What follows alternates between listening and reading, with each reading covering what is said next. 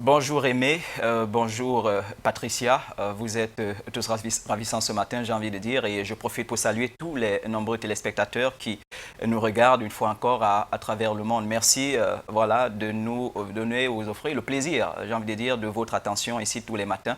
Ça nous fait du bien de savoir que vous regardez tous de l'autre côté. Et notre plus grand souci, c'est de vous être utile du mieux que nous pouvons. Voilà. Nous allons poursuivre avec notre série, et une fois encore ce matin, sur les 8 plus gros mensonges sur l'alimentation, en nous intéressant à une phrase qu'on écoute un peu partout maintenant, c'est qu'il faut manger un peu de tout. Il faut manger un peu de tout. Un peu comme pour s'accorder avec Hippocrate qui en son temps disait tout est bon, tout est mauvais, il est juste question de mesure. C'est Hippocrate qui le disait en son temps, tout est bon, tout est mauvais, il est juste question de mesure. Il essayait simplement de dire que, ben voilà, lorsqu'on veut nourrir son organisme, on peut chercher dans diverses sources de nutriments. On n'est pas obligé de rester focalisé sur un seul type de nutriments. On peut, en s'intéressant à tous les autres aliments, pourquoi pas, retrouver dans ces aliments les éléments qui seront utiles pour entretenir notre santé. Mais il se pose un problème, et c'est ce que j'essaye de présenter ce matin, ce que Hippocrate en son temps, ou alors les gens qui vivaient en son temps, n'étaient pas eux aussi exposés aux réalités d'aujourd'hui, où, j'ai envie de dire, le monde moderne, le monde industriel nous propose habituellement des aliments qui ne vont pas toujours en droite ligne avec notre santé.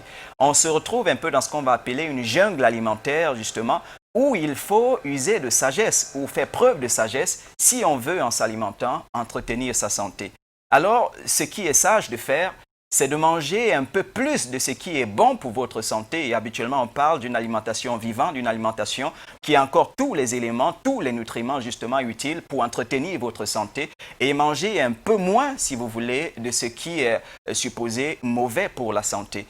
Et lorsque nous avons dit cela, on veut ici insister sur le fait que c'est la seule et la meilleure approche. Encore, et il faut le noter, et c'est même important de le noter, que les gens ne réagissent pas ou les organismes ne réagissent pas de la même manière, j'avais de dire, face aux aliments. On sait par exemple que lorsqu'on considère le patrimoine génétique ou alors, si vous voulez, les groupes sanguins, ceux du groupe A tolèrent mieux ou digèrent mieux le haricot et l'avocat que ceux du groupe O. Par exemple, on a des personnes du groupe O qui, lorsqu'ils consomment le haricot ou l'avocat, vont avoir de sérieux problèmes d'indigestion au cours de la journée. Vous comprenez donc très rapidement que cela constitue un contraste avec cette phrase qui dit « il faut manger un peu de tout ». Justement, je préfère encore qu'on retienne qu'il est mieux et mieux indiqué de manger un peu plus de ce qui est bon pour notre santé et un peu moins de ce qui ne l'est pas du tout.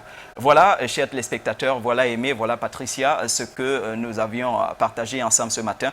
Je vous souhaite une fois encore de bien vous porter, d'être non pas des consommateurs passifs, mais des consommateurs, comme j'aime à le dire. Alors portez-vous bien, alimentez-vous comme il convient. L'alimentation est à la base, si vous voulez, de tous les processus de bonne santé.